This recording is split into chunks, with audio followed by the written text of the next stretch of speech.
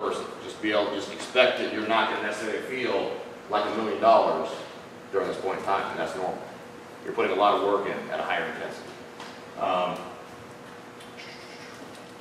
Like I said, when I talk about ego, it's the same principle. A lot of people just, I need to put the weight on, it's not working, I feel drained, I feel tired, I'm not having the workouts that I need to have. A lot of people, especially if you're at that last transmutation block right before realization, before your competition coming up, you're 6 weeks out, you're 5 weeks out, you're finishing up that transmutation block, you have a lot of individuals that start questioning whether it's going to work or not. Recovery processes, cardiac work, all those things, they play into that. It plays into your ability to recover. And if you do not take care of those things, you will not get recovery. Quick question? Yeah, when you're doing accessory work, like sometimes you find that it's beneficial to, like after you make it through the squat and deadlift portion of the main lifts, that would you hold off until the next day to do the accessory work if like time's a factor, or? Time's a factor and you miss out on it. It's hard to make it up on a different day, but all dependent upon how much. Just, like, feel like you're beat to shit, you can't.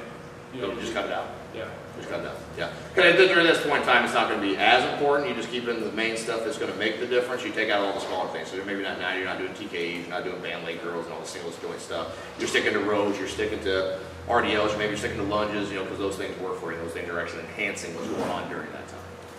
So it's really just dependent. If you can't get it on that day and you're really that beat up, scratch it. Just let it go. Pick it up on a different day if you can, or add it in one exercise some other day. Then just wait till that day comes up. Okay. Realization-wise, again, I'll keep moving because anti-dex won't kill me.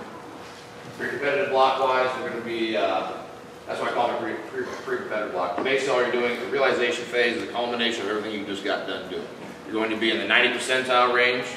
Okay, you bring everything to fruition. Everything comes together as planned. Okay, peaking phase, getting you ready for competition. Okay, percentile, like I said, it can be anywhere from 90 to 100%. Accessory at this point in time doesn't mean shit. Okay, accessory's gone for the most part.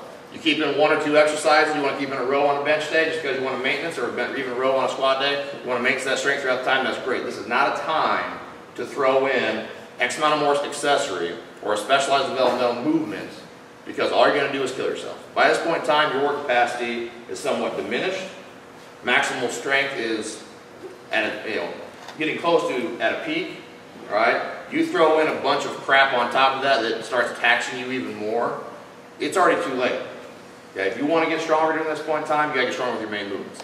Competitive movements are the only thing that's happening. If you're a geared person, you are full gear, straps up, knee wraps on, approaching the bar like you're approaching a competition. Every single movement that you take. That's what has to happen. Like I said, all the other work, it should already been done. If you didn't get done before, you missed the boat. Alright, so now you have no other choice. Keep moving forward, beat yourself, get to the competition.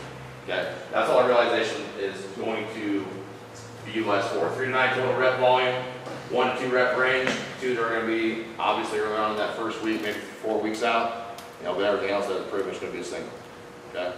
And then the rest in between is going to be maximized, so you're going to be taking a lot more reps. Now, if you feel like doing the accessory, like I said, 1 to 2 reps, 8 to 20 total volume. And I would probably say more like a 6 to 8 rep range than the 8 to 10, depending upon what exercise you do. Simple setup. I typically only go with a 3-day split during this time. If there's going to be any kind of 4th day, it'd be very much recovery work, foam roll, like Jane Fonda, like I said before. That's all that's going to happen. Cardiac work should be stuck within here still, as well as on the other days, other blocks. I think cardiac work always still needs to be keyed in here. Okay? Because you're only doing 2 to 3 sessions, 20, 30 minutes, heart rate range 120 to 130 beats per minute. That's just recovery. Very low intense, not going to tax you. Okay? It's going to be very much help you in getting through these workouts, recover from these workouts, and make sure that you're moving on, and it's still staying fit. Still staying very fit so you're able to go to the competition and have no problem. And if you have any body weight issues at that point in time, you need to cut weight. It's a good thing to make sure you keep in there just to maintain some of those things. Again, very general setup. You guys can see that later. But the only last thing I put on there with your realization example layout would be taking your openers. So for the most part, what I would recommend is on a squat opener, you're going to start, basically you're going to take a squat opener your last every day about 10 days out. Okay, squat, you lift on a Saturday, hopefully it's going to be on that Wednesday. Typically on that same day, you're going to take a deadlift opener as well. Now deadlift, you might just take your opener, maybe a second attempt and be done. Okay? I would pretty much, you need to accommodate both, you need to get both in. It's going to be very taxing, but to your surprise, at this point in time, you should have no problem doing it. You'll feel beat up, you'll feel like crap, but then you have X amount of more days to recover. So everything you've done to do it right at this point in time, you should be able to complete what you have laid out in front of you. It's going to be 97% to 100%. Opener is going to be somewhere around 90 to 93%. And there you go, whatever your planned opener is. And you do, and the only suggestion I would give with openers on individuals, and I'm not saying this is that needed to block, but when you open on a weight, it should be something you can do any day of the week. If you're on your deathbed the night before, anything you can open any day of the week. All right, that should always be your opener. Bench opener I usually take about, usually advise and take about 7 to 8 days out. So I might do that Saturday before your competition on the Saturday.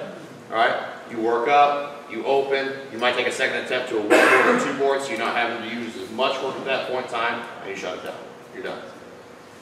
Usually it won't be, I mean, we'll work up to a 97 the week before, 97 to 100, so you'll be off a little bit on those weeks, but you don't want to necessarily take that 97 to 100% that day. Now, there's been times that I have done it, there's been times that I have not done it. There's been times I've had individuals do it, had great success. Times I had individuals do it, still had good success, but we had to put in so much time in recovery that it almost made it, it was a close call. Okay, so I typically advise anybody that hasn't done that before, 7 to 8 days out, and just make sure you're taking your opener, possible second attempt to a higher board. To a higher board if you're bench pressing. And you're in a shirt. Not in a shirt, still the same premise would be opener raw, second attempt, possible second attempt, just make sure you're pausing and pressing up if you're raw. Plus on top of that, when it comes to recovery work from there on out, I usually just say about 2 to 3 training sessions of recovery. Call Jane Fonda, call it what you want. That's what I call it. But full body in nature, extremely low intensity, and very low weight. When I say low intensity, there's no heavy metal. Try to stay stress-free. Whatever amps you up, get away from it. Okay? Your wife amps you up, get out of the house. Vice versa, he needs to get out of the house. Either way, it doesn't matter. Just make sure you're staying extremely stress-free during that time. Very stress-free. Nutrition plays a huge part in this. Drink plenty of fluids. That's a whole different day, a whole other time, and that's a whole other component. But it needs to happen. And I ain't gonna probably go through a lot of this stuff. For the most part, block organization is nasty. I mean, it really is. It's very challenging for individuals to get through it. Why? It's a lot of work. It's a lot of time. It's a lot of planning. A lot of days. A lot of volume. And there's a lot of guys that can't get through it. That's not saying they're not, strong enough to, but it is very mentally taxing. It is very physically taxing. Extremely. Going into it, but the payoff is unbelievable. Payoff is absolutely unbelievable. Within a matter of 11 weeks, and I was already at 2340 total. In a matter of 11 months, I put on 300. I went up to 2667. So in 11 months, I was able to put on over 300 plus pounds on my total PR within the squat, the bench, and the dead. I guess one example. I got multiple examples of individuals I've worked with, multiple examples of individuals that have done better, but they're a little more novice. For me, I was kind of, and I wouldn't say highly trained, I was just already kind of up there, feeling, squatting 900, doing this and that, and then all of a sudden, block. Is it going to work? Is it not going to work? Well, I bought into it, I sold out to it, and everything paid off. And that's where I'm still at this point in time. I wasn't injured. I didn't go through injury, didn't go through a stupid period of my time, job transition, all those kind of things. I'd like to know where I was at, but that's the process of getting back there at this point in time. So,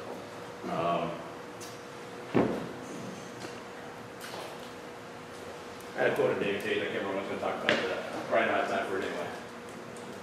Oh, if you do powerlifting for a period of time, you're going to get hurt. Very true. The only thing I would say with that is that if you do powerlifting for a point in time, you will get hurt. Now, I remember the movie, The Program, this is what I'm going to pull this off of. Now, either you're hurt or you're injured. I don't know if Dave was talking about being hurt or being injured. If I'm assuming with him, he's all kinds of fucked up from powerlifting. He knows it. He'll tell you that any day of the week. But a lot of times, you don't put in all the work beforehand, all the preparation, the stretching, the warm-up, the GPP work, the accessory work. You don't do what you need to do to make yourself stronger in the weak areas that you are weak, and that could be technically sound. You're not technically sound on your squat, your bench, this, whatever it is. If you don't put in the time on all this small, what people think bullshit, you don't put all your time in on that, you will end up hurt. You will end up injured. You max, I mean, I'm not even going to the conjugate system. I have nothing against any other system out there. I see pros and cons with everything. I see a lot of cons with this. But I see a ton more pros that outweighs the cons with block periodization. It all depends upon the individual. Everybody gets something different out of this program, out of the conjugate system, out of 531, out of juggernaut system, whatever. And everybody usually uses some adaptation of it. You know, if Vinny says he does west side, he does a variation. I mean, correct me if I'm wrong, he's done strict west side, but I know that he's changed the program to fit his life and to fit his, you know, advancement as an athlete. You know, so it's not just strict conjugate system, not strict west side. He has changed, but it's because he has grown more knowledgeable. He knows what works with him. He knows what works with his body. Okay? If you guys have any further questions, and I know I got to go. I got you know, a ton more information on this. If you guys have questions, please ask. That was sir. Quick question. Yeah. I train a lot of time myself, and I see that in your line you're talking about how you press, you know, you're not able to press the weight you want to press the weight you want to because you're training by yourself a lot of times. How do you accommodate for that in block, or can you accommodate? The only way you can accommodate if you are a sole lifter doing the bench press is literally, well, being smart about training and not being able to fail. At that point in time the other day when I had said that in my log, you know, I had to go to an RP of 10. Well, an RP of 10 is maximal effort. And since I didn't have anybody there, I couldn't go max effort. So you just adapt by adding even more volume at that point in time. Just staying slightly underneath of it. I mean, you're supposed to go up to a certain repetition, you're supposed to hit a certain RPE. I'm very confident in my abilities to be able to bail on a weight and to know what I can or cannot do. If you don't know what you can or cannot do, I'd say don't test the limits. I'd say be smart, you stay down at the lower ends of things, you become a better lifter, you keep working hard, okay? And eventually at some point in time, you'll reach the point where at this, you know, I knew I was going to be fine at a certain weight. I went ahead and hit it. Was it what I needed to get in that day? No, but it was better than doing nothing. You know, either you can do something or you can do nothing. Well, I choose to actually get some work done and not worry about too much about being perfect on every single aspect of the program, because nothing's going to be perfect about it. You're going to have to make so many changes along the way, you don't even want to, I don't even want to fathom it. You know, I've made so many changes with every program. We laid it out for 16 weeks, 20 weeks, whatever, and I had to make changes damn near every single block.